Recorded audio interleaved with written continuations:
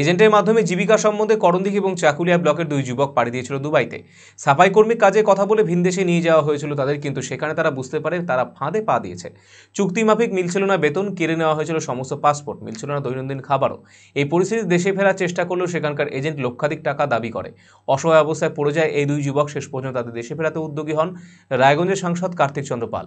ভারতীয় দূতাবাসের সঙ্গে কথা বলে দেশে ফেরানোর ব্যবস্থা করা হয়। বৃহস্পতিবার নির্বিঘ্নে নিজেদের বাড়িতে ফিরে আসে এই দুই শ্রমিক। রায়গঞ্জের সাংসদের মানবিক উদ্যোগকে ধন্যবাদ জানিয়েছে তারা।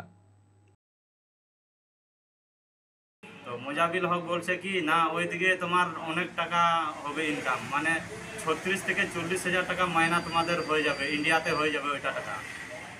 ইয়াটা পেপারটা তো ওটাতে লেখা ছিল 950 টাকা, 12 ঘন্টা ডিউটি 950 টাকা। তাহলে ওইটা দেখে আমি বললাম দাদা এটা তো এরকম লেখা আছে তো 950 টাকা পার ডে। হ্যাঁ না 950 মাইনাতে 950 টাকা, ডুবাইয়ের টাকা 950 টাকা দিবে।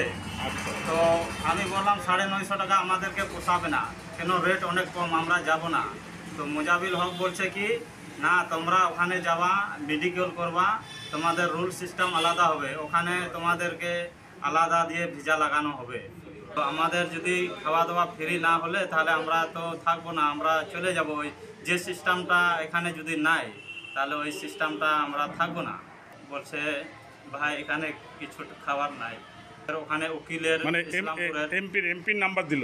হ্যাঁ এমপির নাম্বার দিল নাই। তারপরে ওখানেও কন্ট্যাক্ট করলাম, উকিল ইসলামপুরের, ওখানে যোগাযোগ করলাম ওর সাথে কথা বলে। তারপরে ওরা এখান থেকে মানে ওরা ওখানকার চিম্বাসের ফোন করলো, মানে ওখানে দুবাইয়ে কন্ট্যাক্ট করলো। তারপরে আমাদের সাথে কথা হলো, তারপরে আমাদেরকে ফোন নাম্বার দিল। তারপরে ওখানে আমরা মেসেজ করে গল্প করলাম ইন্ডিয়া ইউনিভার্সিটির সাথে, ওখানে যোগাযোগ করলাম।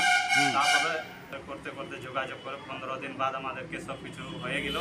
তারপরে আমরা চলে আসছি বাড়িতে। আচ্ছা, বিষয়টা সূত্রপাত সম্ভবত 17ই অক্টোবর। এই দুইটি ছেলে, একজনের নাম বিজয় মুর্মু, আরেকজন কুমার টুডু, এরা দুজন, একজন চাকুলিয়া থানার অন্তর্গত লালগঞ্জ গ্রামের, আর আরেকজন বিলাসপুরের অধিবাসী, বিলাসপুর করণদিঘি থানার অধীন।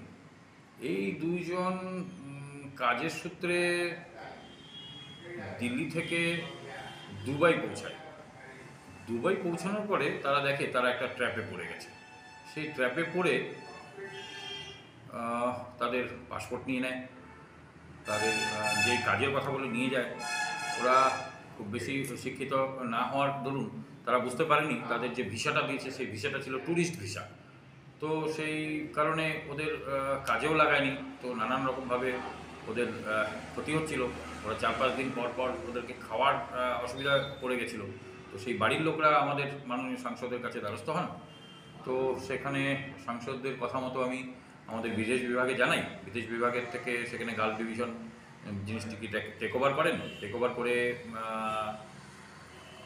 ওই দুবাইতে আমাদের ভারতীয় হাই কমিশন ওদের সঙ্গে যোগাযোগ করে তাদের প্রত্যর্পণের বিষয়টি দেখে। আমিও ওদের সঙ্গে নিবিড় যোগাযোগ রেখেছি। ছেলেগুলো যেন আরও কোনো অসুবিধাতে ট্র্যাপে না পড়ে তাদের খাবারের ব্যবস্থা করা হয়েছে। তারপর থেকে তাদের আর না খেয়ে থাকতে হয়নি। আর ভারত সরকারের বিদেশ দপ্তর খুবই অ্যাক্টিভ, আপনারা সেটা জানেন। তারা ছেলেগুলোকে সঠিকভাবে দেশে ফেরানোর জন্য ব্যবস্থা করে। ইভেন তাদের আরও অনেক আর্থিক ক্ষতির সম্ভাবনা হয়তো ছিল, সেই আর্থিক ক্ষতির হাত থেকে তাদেরকে বাঁচানো গেছে।